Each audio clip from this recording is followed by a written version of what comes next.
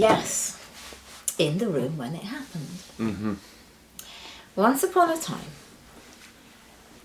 it genuinely did happen. Sometimes I think I've just dreamt it, but we got a call. Could I tell somebody from Kazakhstan how to make perfume? Could they book me for 2 hours? And I said, yes, of course. And so Olga turned up with her friend and her mother-in-law. And I remember you were there. And Harry was there as well that day. And so I tried to explain how perfume works. And at the end of the meeting, Olga's friend said, Olga likes you, and she would like you to go to Kazakhstan and make her a perfume. It's like, okay. Now, can we go in 2 weeks? Like, yes, I think so. So she wanted me to go by myself at first, and I said, no, Nick's coming too, because he's coming too, because he is. And I didn't know who they were. I hadn't been to Kazakhstan. I mean, they seemed like lovely people, but you know. So they said, yeah, you buy his flight and we'll take him everywhere. Actually, in the end, when they realised that Nick wasn't there just to sit there and put his feet up and watch Kazakh football on television, and he was working just as hard as I was, that they didn't charge for his flight, so that was cool. So yeah, what we had to do was go to Kazakhstan and smell it. And then... Just smell Kazakhstan. Smell Kazakhstan. So I say work, so we had to work as hard, but we were very, very active, but it was all fun. So we just turned up at the airport at 8 a.m. their time, so that's 5 a.m. ours. So I'd flown overnight. It was just not my idea of fun. And changed at Astana. And then we could see the airport doors opening as we got the baggage, and there was this blonde woman, hair in pigtails, going, "Whoa!" I thought, I don't even know her. But she turned out to be Valentina, a guide and translator. And we all jammed into this Jaguar 4x4 SUV, whatever these things are called, you know, big cars. So not saloon cars. So Nick in the front with the driver and bodyguards, and Olga and me and Valentina in the middle, excitedly telling us what was going on. So we got to the hotel, and we got, I mean, a table full of breakfast. And we said, well, are we allowed to check in at this time? Because it was still only like 9 in the morning. And Valentina just said, oh yes, Olga's husband owns hotel. So yeah, we could do whatever we like. So we had this top floor suite. And we were given a little bit of time to recover, and then off we went up the mountains. So, in fact, I didn't end up making the mountain one because I made 4 fragrances. They wanted 7. But halfway through the project, Olga's friend who knows a lot about perfume came in and said, I think words to the effect of, what do you think you're doing getting this complete unknown person from nowhere that no one in the industry has heard about making your perfumes? You need somebody people have heard of. So I'd sent in 7 to be evaluated, and then I heard that other perfumers were being invited in all to pitch for the business. And then Olga said, no, we want your Astana, and we want your Almaty, and we want your spice route, because we don't like what the others have done, which I thought was nice, you know. I mean, it's not nice, that was reassuring, but I was the only one who'd been there and smelt stuff. Do you remember oil? The smell of oil. It had to be pronounced oil, okay. Well, a lot of Kazakhstan's money comes from oil. Which is obviously, that's under discussion. Oh, yes, I do remember this now. And that one was rejected because I took it a bit seriously, and I actually kind of made the smell of crude oil pouring forth from the ground. And when Jacques smelt it, for example, he said it smelled like being buried alive. Which is kind of, I went for it, literally. And another one was the smell of the planes, the place that Russia leases from Kazakhstan for space capsules to land. Mm-hmm. Because the Americans land in sea and the Russians land on land, and they borrow a bit of Kazakhstan that doesn't have much else going on in it but land. So I made the smell of Baikonur, which is where they land, and I wanted to do like hot metal shooting out of the sky plus landing on all the herbs and burning them, and that might have been a little bit non-tourist friendly. But so that one actually didn't get accepted. Can't think why. But yes, what I ended up making was the smell of Astana, as it was called at the time, which was the capital, the brand new shiny capital city, with lots of blackcurrant bushes to feed the wild animals that they wanted to live around the town. So Wow. it's got blackcurrant bushes and geraniums and otherwise windswept-ness and shiny metal. So I got the shiny metal in there. And then the plains where all the artemisias and lavenders and rosemaries grow wild. And the one that is going in the Almaty Museum is the Almaty Green Market. So we set off the next day up, oh yeah, you should smell it. It's all very well gone about it. I just opened this, I've just lowered the price by unboxing it, but you know.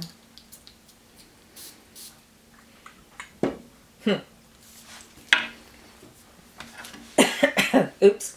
I can't remember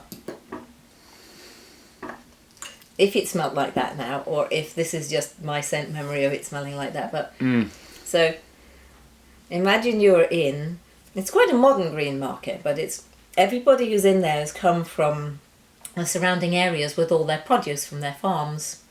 So the bread, the cheesy bread, I didn't put that in the perfume. I'd go back to Kazakhstan just for cheesy bread. And piles of herbs and dried fruits and fruits, those fruit leathers, like, you know, made into kind of fruit pancakes. Every kind of red berry and stone fruit. And then Almaty actually means city of apples. All these different kinds of apples. Truly, they had apples this big, really tasty. Apples as big as your head. And just things that we just don't see because our apples all have to fit in the right shaped boxes on the shelves, and they're just random apples. Dried tomatoes. I think I brought some of those home. They were so sweet. Even I remember those. Yeah. Sure, the Kazakhs couldn't work out what they were at first, and I was like, I know this. It's a tomato, and it's so sweet when they were dried. Yeah. So yes, I used the honey smells. Yeah. Phenyl ethyl acetate, and one of them, and some chocolate extract, say cocoa extract. It has to be severely filtered before it gets to that colour because it's a bit brown when it leaves here. And fructone for the apples, as I recall. But I just thought, you know, of the city, the centre of all the production, all the trade, lots of elderly ladies with their hair tied in headscarves and almost looking as if they'd dressed up for the picture, but that's what they dressed up like. The things that we don't have now. It's like a farmer's market, except not posh. Yeah. You should feel this. Feel the weight of that. Because Yeah. Olga was off to... She went and had these made in China. But then you see, when you're in Kazakhstan... China's really close. Yeah. We went up... we were off to the plains. We're going Silk Route. Extraordinary place. Went up by a river where you could so clear you could see the fish swimming in it, and there's a 3,000-year-old Buddhist carving on these rocks. It's a World Heritage Site. It's in the middle of absolutely nowhere. Across the river there's what looks like a great big sort of Arabic castle, and then you get round the other side of it and it's not, it's a scenery. It was a Richard Gere film. Wow. And then they just left it there. Wow, it's just a facade. Yeah. Wow. Yeah, held up by the wooden struts on the other side. So it's very odd. So we went there, and I think that was probably my favourite. So my Silk Road one. This is the one that I think everybody pitched for, but Olga came back and said no, she wanted this one. But you see, they're only available in Kazakhstan, in the Aura of Kazakstan shops in Russia. But so it is very spicy because it's actually on the Silk Route. But anyway, so we're on our way up there in another a slightly bigger 4x4 that day, and because we took Olga's dad came too. He runs a vitamin company, and he's doing all the manufacturing because he has a factory and compliance and stuff. And I can't remember what I was going to say. That's not that we're on the our way up spice there. route. And then we're there with spice route. I was going to talk about Olga's spice dad came. Olga's dad. We're in a big car and we're on our way there. I know. Right. So we were on our way there in the big car this time because Olga's dad came too, and we stopped for petrol. And there was a sign up that just says China. It's like we just and they said, oh yes, 300 kilometers that way. Valentine says you just go to China. So, and of course China's very big. To get the other end of China would take you longer than that. But if it's not that unreasonable for them to get their bottles made there. Whoops. It's not so far away. What else? The Wind of the Great Plains. Oh yeah, okay, so I got Astana. This is the shiny metal city with the blackcurrant bushes and geraniums. Oh. Ripping it to pieces. The unboxing. Oh, that's the bottom. Never mind. So...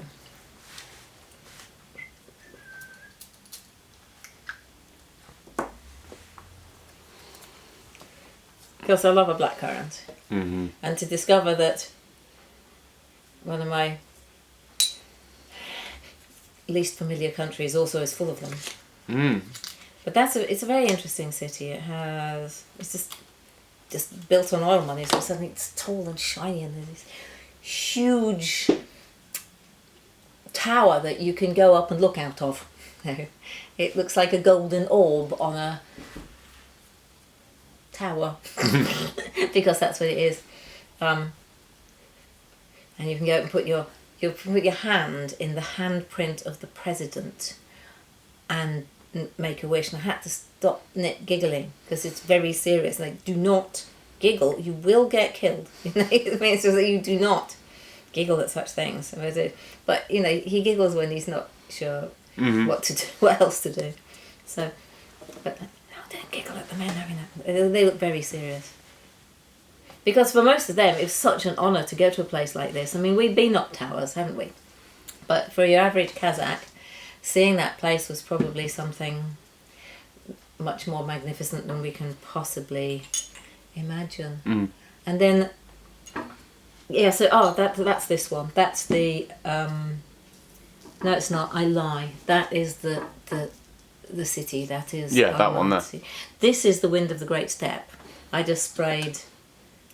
yeah, the metal city one. Yeah, metal city. Blackcurrants. Yes, blackcurrants, geranium, and sort of Helionel. There's a big river going right through the middle of it, and most of the time it is very windy. We were quite lucky, I think, that it was sunny and beautiful. And pass me 2 more strips then, and These are lovely. I'll tell you about that one. But they are, I mean, I just didn't know. When 2018, I think we went, and then things paused, and I didn't forget I'd made them. I just didn't really know if it was going to happen. I sent concentrate over there, and we had to work out how to ship to Kazakhstan. Eventually, Terry from Middlesbrough did it for us. Evolution Forwarding Middlesbrough, for all your awkward shipping needs.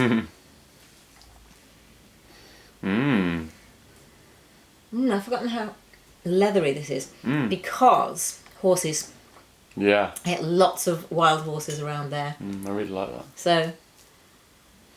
So how much concentrate did you have to send? Barrels of the stuff? well, I ship limited quantities of dangerous goods, so it was actually 5 kilos of each.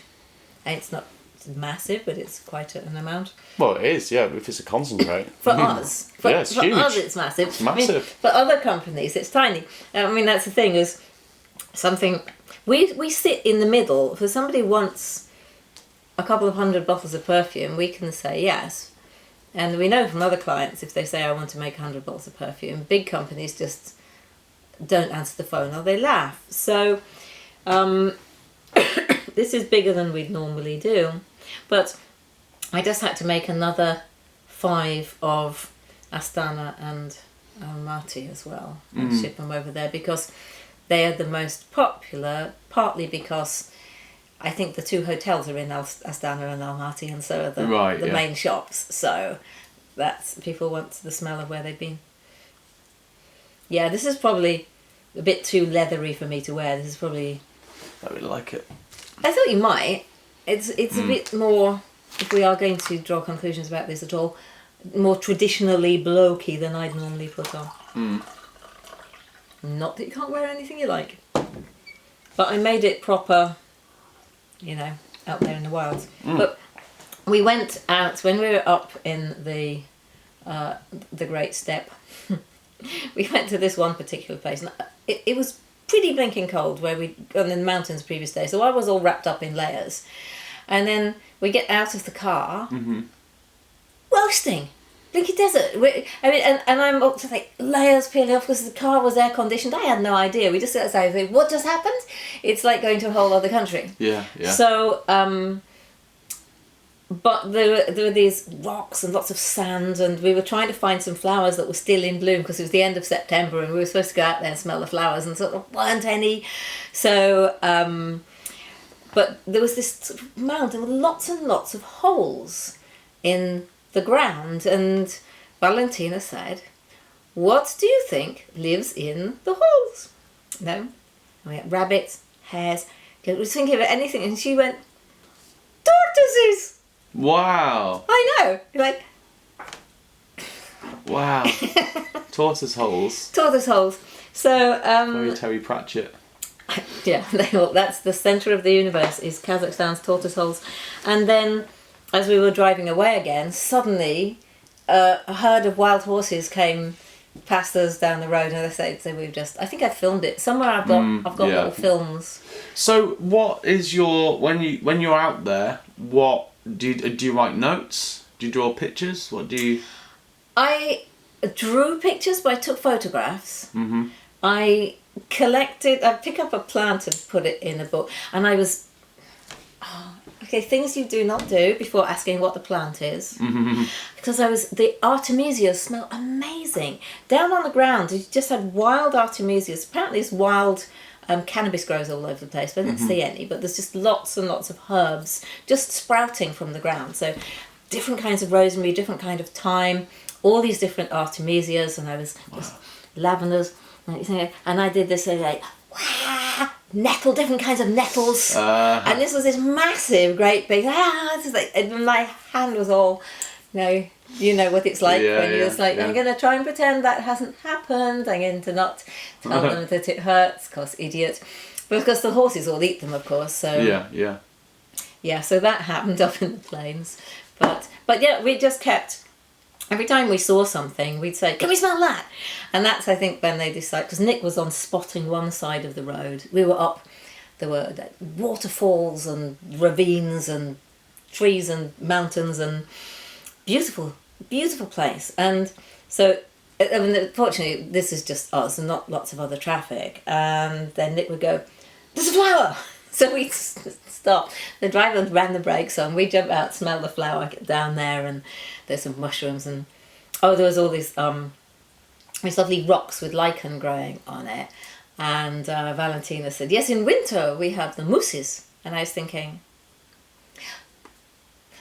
okay, my botany, biology, everything, zoology, it's not obviously up to speed in Kazakhstan, but I didn't think they got moose. Mm-hmm. But, and then she said, and yes, in the winter they change colour. I think, oh yeah, they'll have a different coat, yeah. And then green and orange and yellow, and